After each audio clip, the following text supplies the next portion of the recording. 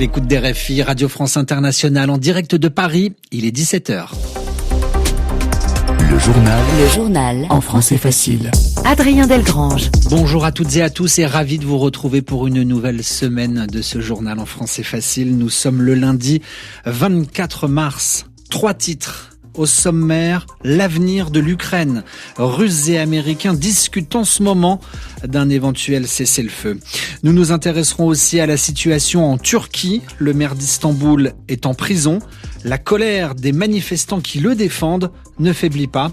Et puis en France, l'acteur Gérard Depardieu, jugé à l'heure actuelle à Paris pour agression sexuelle. Voilà pour les titres. Soyez les bienvenus. C'est en Arabie Saoudite que se joue peut-être en ce moment l'avenir de l'Ukraine. Des représentants de Vladimir Poutine et Donald Trump, des Russes et des Américains discutent à Riyad d'une possible trêve, d'un arrêt des combats en Ukraine, et ce après plus de 3 ans de guerre et de très nombreux morts. L'idée de cette réunion est d'essayer de décrocher un cessez-le-feu. Volodymyr Zelensky, le président ukrainien, a donné son accord il y a quelques jours, mais le président russe, Vladimir Poutine, Julien Chavannes, réfléchit encore. Le président russe veut-il vraiment un arrêt des combats? À voir l'attitude de Vladimir Poutine, on peut en douter. À chaque fois que les négociations progressent, le Kremlin rajoute une nouvelle condition. Dernière en date, un cessez-le-feu en mer Noire où l'Ukraine a l'avantage. Une demande de plus alors que Moscou réclame déjà que Kiev cesse de mobiliser des soldats, que ses alliés interrompent leur livraison d'armes. C'est bien sûr inacceptable pour Kiev. Vladimir Poutine joue la montre, ne fait aucune concession, mais les Américains y croient encore. Je pense qu'il veut la paix, assurait hier Steve Witkoff, l'émissaire de Donald Trump. De leur côté, les représentants américains et ukrainiens ont parlé jusque tard hier soir à Riyad. Washington et Kiev sur la même ligne pour un arrêt provisoire des frappes sur les sites énergétiques. Mais en attendant un geste de Moscou, la guerre continue. Des frappes ont visé la nuit dernière les régions de Kiev, Kharkiv et Zaporizhzhia, faisant plusieurs blessés au lendemain de bombardements meurtriers sur la capitale. Un accord de trêve peut-être, mais qu'en pensent celles et ceux qui subissent la guerre au quotidien? Témoignage d'une habitante de Kiev, elle s'appelle Tetiana. Ce qui m'inquiète le plus dans ces appels entre Poutine, Trump et Zelensky, c'est que les Ukrainiens risquent de se diviser. Certains veulent la paix et pensent que le cessez-le-feu serait la meilleure solution. D'autres veulent se battre jusqu'au bout pour l'indépendance de l'Ukraine. Dans les négociations à venir, l'essentiel est que notre peuple reste uni. Si les Ukrainiens sont unis, Zelensky le ressentira et défendra mieux la position de l'Ukraine dans ses pourparlers.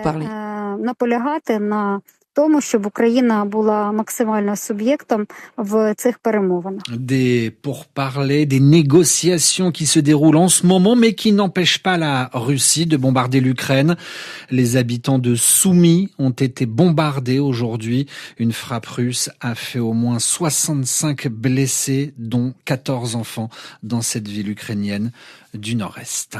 La situation en Turquie se tend. Ekrem İmamoğlu est désormais derrière les barreaux.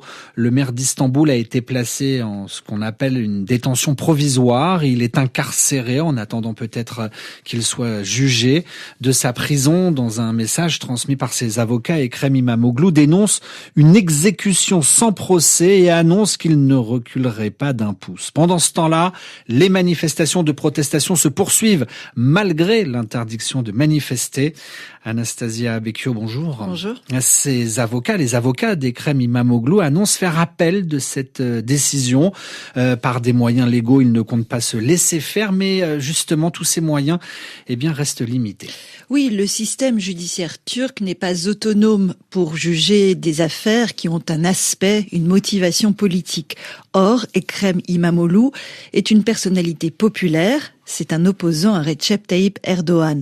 Le président turc et son parti, l'AKP, seront tentés de tout faire pour conserver le pouvoir le plus longtemps possible. Depuis qu'il a été élu en 2019, le maire d'Istanbul a dû faire face à plusieurs procédures judiciaires.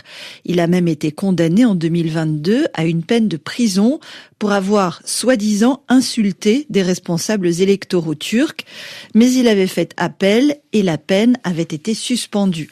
La semaine dernière, les autorités turques ont annulé son diplôme universitaire, ce qui signifie qu'il ne peut pas être élu à la prochaine présidentielle. Malgré cela, son parti, le CHP, l'a investi comme candidat pour l'élection de 2028. Lorsqu'il a été placé en garde à vue la semaine dernière, le maire d'Istanbul était accusé de corruption et de terrorisme. Finalement, le juge n'a retenu que la première charge de corruption et il a donc été suspendu de son poste de maire d'Istanbul. La mairie, en revanche, reste aux mains de l'opposition, du CHP. Le conseil municipal d'Istanbul doit élire un maire adjoint dans 2 jours. Merci beaucoup Anastasia Becchio dans votre journal. En français facile, RFI à Paris, les 17h06, l'actualité au Proche-Orient. C'est cette vidéo de 2 otages israéliens retenus à Gaza, divulguée il y a quelques instants par le Hamas. La branche armée du Hamas a décidé de mettre en ligne cette vidéo de 2 otages enlevés le 7 octobre 2023. La vidéo d'un peu plus de 3 minutes, dont la date d'enregistrement ne peut être vérifiée, montre les 2 otages assis, s'adressant en hébreu à un des otages qui, lui, a déjà été libéré. Le journal en français facile. Dans l'actualité française, beaucoup de monde ce matin au tribunal de Paris. L'acteur français Gérard Depardieu est convoqué par la justice. C'est le début d'un procès. Il comparaît devant le tribunal correctionnel de Paris. Il doit s'expliquer devant les juges car il est accusé d'agression sexuelle sur 2 femmes il y a 4 ans lors du tournage d'un film. Un film dans lequel a joué Anouk Grimbert. L'actrice multiplie les prises de parole pour accuser Gérard Depardieu d'être un agresseur, mais aussi dénoncer le silence, dit-elle, assourdissant du monde du cinéma. Anouk Grimbert ce matin devant le tribunal de Paris. S'il était capable de dire la vérité, autant qu'il est capable de produire de la vérité quand il joue la comédie, s'il était capable de ça, ce serait une avancée pour le monde entier. Parce que c'est dans le monde entier que les femmes sont violentées et violées. Et vraiment, mais vraiment, on est fatigué de ça, quoi. J'attends de lui, mais je sais pas si je peux encore attendre de lui quelque chose de normal, parce que je pense qu'il est devenu fou à force d'être dans un milieu qui lui permet tout, qui applaudit toutes ces dérives et ces violences. Mais depuis que les femmes, les victimes ont porté plainte, il s'est passé quelques mois, peut-être qu'il a réfléchi. Mais j'ai bien peur que ses conseils, son avocat, ses amis, tous les gens qui l'entourent l'invitent à mentir, à travestir la vérité qui ne fait pas de doute. Il y a plein de témoins dans l'affaire qui va être jugée aujourd'hui. Il y a plein de témoins. Et puis de toute façon, tout le monde sait. L'actrice Anouk Grimbert, propos recueillis par notre reporter Laura Martel ce matin devant le tribunal de Paris. À l'heure actuelle, le procès est en cours en présence de Gérard Depardieu et ce matin, son avocat s'est exprimé juste avant l'ouverture des débats. Maître Jérémy Assous affirme que l'ensemble des accusations visant l'acteur sont mensongères. La vérité est de notre côté, prévient-il. Le procès devrait durer au moins 2 jours. À Paris, un concert Solidarité Congo, un concert en solidarité pour la République démocratique du Congo. Ce moment festif a été confirmé. Il se déroulera le 7 avril prochain. C'est en tout cas ce qu'annoncent aujourd'hui les organisateurs de cet événement caritatif. Événement qui a pour but de venir en aide aux enfants victimes de l'actuel conflit qui se déroule dans l'est de la RDC.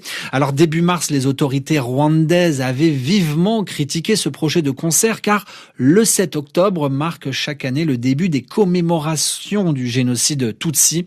Les organisateurs du concert, où sont annoncés notamment Gims et Youssoufa, indiquent que la date choisie n'est pas un choix politique. Et puis enfin, ces arrestations après le match de foot d'hier soir entre la France et la Croatie. 7 personnes interpellées pour avoir effectué des saluts nazis durant la rencontre. Il s'agirait de supporters croates qui, lors de leur hymne national, ont effectué ce geste, le bras tendu, symbole des saluts nazis. Le sport est et doit rester une fête. Ces individus n'ont rien à faire dans une enceinte sportive, a déclaré le préfet de police de Paris. Paris, où il va être 17h10.